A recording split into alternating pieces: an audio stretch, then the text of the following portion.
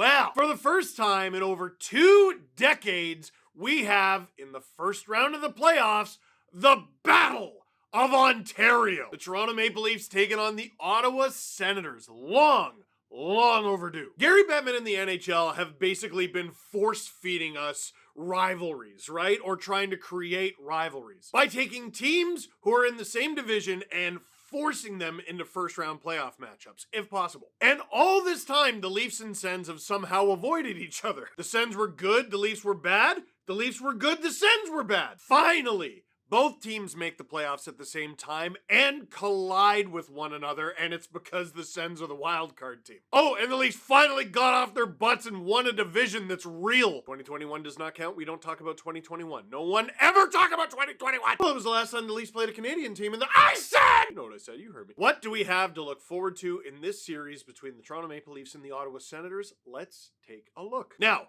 obviously, I'm a Leafs fan. All the Leafs stuff in the background, wearing a Leafs jersey, all right? I get it. But if you've been watching my stuff for a long time, especially on SDPN, I think I'm pretty fair for a guy who's open about his biases. I made a video when the Habs signed Ivan Demidov, and the comment section was, just warmed my heart. I mean, I hated that the Montreal Canadiens got a good young player, but I talked about it like I didn't. Julian McKenzie, the host of the Chris Johnston Show on SDPN, is a Sens reporter. He has great knowledge of the Ottawa Senators and everything that's going on there. So, with the Sens having some injuries, like any team is going to have, and guys returning to the lineup, I asked him what he thought the Game 1 lineup could look like. Here's what he had. Tim Stützle centering Brady Tkachuk, who's been out, and Claude Giroux. Dylan Cousins centering noted Alan Walsh client David Perron and Drake Batherson. Shane Pinto centering noted slapshot artist Ridley Grigg and Michael Amadio, Leafs legend, who played a handful of games with the Leafs, looked like he couldn't skate and has since gone on to have an incredible career. Turns out he can skate. And another Leaf legend, Adam Gaudette, centering Nick Cousins and Fabian Zetterlund. Now, if you're like, wait a sec, Fabian Zetterlund's on their fourth line and you're confused about that, yeah, no, you're right. Because what Julian said was Zetterlund and Stützle have actually built some chemistry. Zetterlund, I hate that the San Jose Sharks traded Zetterlund to the Ottawa Senators because this guy is like entering his prime, but he's already a very good player. If you see him on the fourth line, that's not because the Sens spent too much on this player. He's been playing all up and down the lineup. They're just deeper now. The D-core is a little more difficult. The D-core is Sanderson Zub, Shabbat Jensen, and Clevin Motin-Palo. But the day I'm shooting this, the Sens are skating Shabbat and Zub together with Jensen and Sanderson together as well. And, of course, Linus Ullmark in net. Linus Ullmark finished the season with a 24-14-3 record and a .911 save percentage. The save percentage would be impressive on its own, but considering how poorly things went for Ullmark at the beginning of his tenure with the Sens, that save percentage is actually very impressive. You'll look at Ullmark's season and Stoller's season and be like, well, Stoller's was clearly better based on save percentage. It's not quite accurate. Ullmark has been really, really good and stolen a lot of games for the Sens. So what do the Leafs got? Predicting their exact lineup is a bit difficult too. This is what they got on Puckpedia, so you can see it, and it's all pretty. Nyes, Matthews, and Marner. Assuming all these players are healthy, that is going to be the top line for this team. They've tried other things, but not really. They've always gone back to this. This is what it's going to be. The Leafs' second line is going to be Tavares in the middle, Nylander on the right, and then it's been a rotating cast of characters on the left. Most recently, Max Domi. Calle Jarnkrok has played there, Bobby McMahon has played there, Pontus Holmberg has played there, and I think you can justify playing any of those guys there over the course of the series as the situations change. Heck, even Max Pacioretty has played there with some success, and he's not even in the lineup right now. Third line, Pontus Holmberg is the center with Bobby McMahon and Nick Robertson. Now, it's the third line. I would call this the fourth, because your actual fourth line is Steven Lorentz, Scott Laughton in the middle, and Calle Jarnkrok. There's just way more NHL experience on that line, and if this team had a shutdown line, that would be it. But it's still more of a secondary shutdown line. Realistically, what you're going to get with the Leafs, if there's a line that Craig Berube wants to shut down, he's probably going to throw Matthews, Marner, Nyes out there. And if they get a goal, great, but they're so responsible defensively that they get those assignments. Tavares, Nylander, and whoever's playing with them, looks like Max Domi at this point, is going to be the line that the Sens have to target. That line's not useless defensively. It's actually pretty decent, but they're better offensively, and that is going to be the quote-unquote all-offense line. Lawton, Lorentz, Yarncroke, all those guys are penalty killers. That is your, defense first line, your bang and crash forecheck line. Holmberg, Robertson, McMahon have turned into this really interesting, versatile, fun Swiss Army knife line down the stretch of the season. Deceptive speed. No one seems to have figured out Bobby McMahon's speed. He's unbelievably fast. But are you going to throw them out there if you need a goal? You can. Are you going to throw them out there if you're up one? Berube would be more likely to get the blender out than do that. I'm recording this on the day of game 82, so don't bother looking at this. Here's what the D pairs are going to be, assuming everyone's healthy. It's going to be Chris Tanev playing with Jake McCabe. That's the Leaf shutdown pair. Morgan Riley playing with Brandon Carlo. They've been a revelation since Carlo came on board. Third pair, very more than likely, is going to be Simone Benoit on the left, Oliver Ekman-Larsson on the right. The Leafs have options. There's Yanni Hakanpää, who I don't know. I have a weird feeling he's going to play in this series. He played 2 games all season long, so I don't know that for sure. Philip Myers is an option. Dakota Mermis is an option. Anthony Stolarz is going to be the starting goaltender in the series. If they have to turn to Woll, we know Woll is very capable in the playoffs. It's just if the Leafs turn to Woll, it's either because Stolarz has been bad or got hurt, or both. So I love Joseph Woll dearly. I hope we don't see him. Stylistically, I think this is a great matchup for the average hockey fan.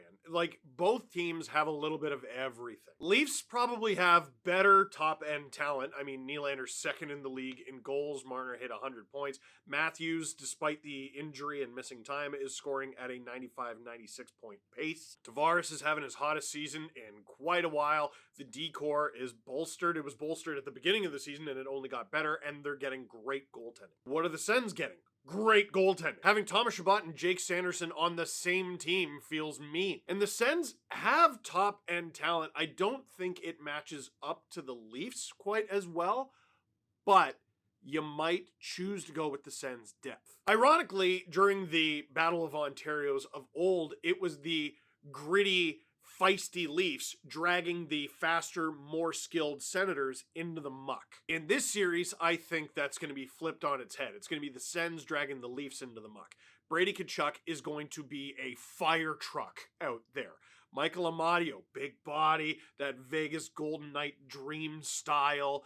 You're going to have nasty business from Nick Cousins, who has never seen an opponent he hasn't tried to hurt. Typical Leaf fan with his anti-Sens bias. That's actually my anti-Panthers bias showing, how dare you. Ridley Gregg, Claude Giroux is known for some nasty business. Dude, this is a mean, not fun team. Special teams are going to be very important in this series. The Leafs power play has been unbelievable recently. They started the season absolutely terribly, and they are kind of streaky. But what usually happens with the Leafs, their power play starts terrible. It then is great, and then down the stretch completely evaporates. Okay, so Ilya Samsonov's season last year? Yeah, like that. Oh, he's terrible. Oh, this guy's pretty good. Wait, is he terrible? He's terrible, and we're out. That's how it worked! The 5-forward setup has been magical because Mitch Marner plays as a defenseman. Listen, the Leafs have played in a playoff series every season since 2017. And the series where they killed it on the power play was against Tampa in 2023. The only one of those series they actually won. It's kind of important. Now, I've been talking about scoring and all that. The Leafs have been lucky to score any goals against Ottawa, who shut them out in Toronto this season. Now, that's the one thing about this rivalry that has stayed consistent, because the Leafs have notably won all the battles of Ontario in the playoffs. What you might not remember as well, but I'm an old, so I do, the Sens kicked the Leafs up and down the standings every regular season those years. The season where the Sens were second in the East and the Leafs were seventh, the Leafs had no business being in that series. But again, the Leafs got goaltending and they dragged the Sens into the muck. That, and it was the dead puck era and on-ice crime was legal. And then one of the best players from that era had a kid and raised him, and he's now the captain of the Sens. The Leafs enforcer from that era also had a kid and now he's on the Leafs. I don't know how you prepare for a series like this. Like, obviously the Leafs should be watching video and studying how the Senators play this season on account of they're playing this season's Ottawa Senators. But for so many Leaf fans who are roughly my age, like,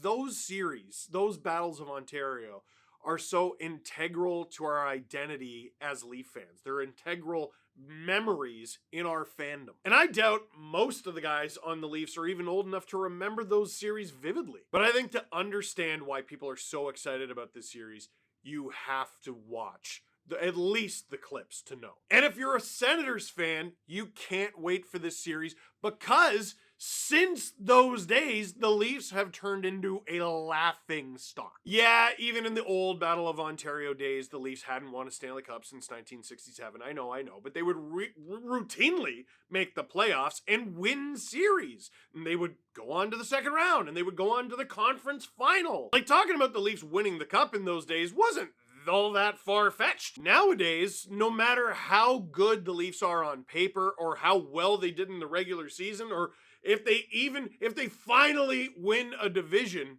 do you really take them seriously as a cup contender? Like how so many hockey fans have the LA Kings walking all over the Edmonton Oilers this year, like the Oilers haven't beaten the Kings 3 straight times. Listen, here's what's going to happen. The Leafs are going to get power plays, and they need to score on those. The Sens are going to put so much pressure on the point and so much pressure on Mitch Marner specifically because he's playing the point on the top unit. The teams that have had the most success against the Leafs, at least shutting them down and shutting down their power play, they put pressure on them. Florida did such a good job of that. Tampa just gave it up. And the Leafs, who go to the Nets, they just are able to set up screens and have it go off their shin or their butt or bang in a rebound. They can do whatever they want. The Brady Tkachuk conversation, I think, is going the wrong way because people are talking about how do you shut down Brady Tkachuk if you're the Leafs. No.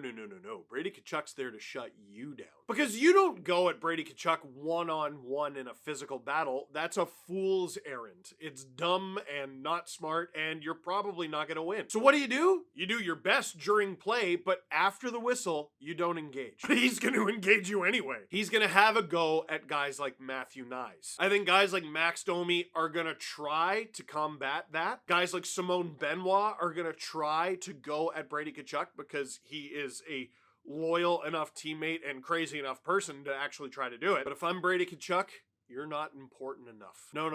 I'm going to leave you guys for guys like Nick Cousins and Ridley Gregg and others in the lineup. This thing is going to be nasty. And I think the biggest key for the Leafs is going to be patience. Not letting their nerves, or even if you don't want to call it nerves, their adrenaline get the best of them. Down the stretch, they've played some immaculate hockey because they've been patient.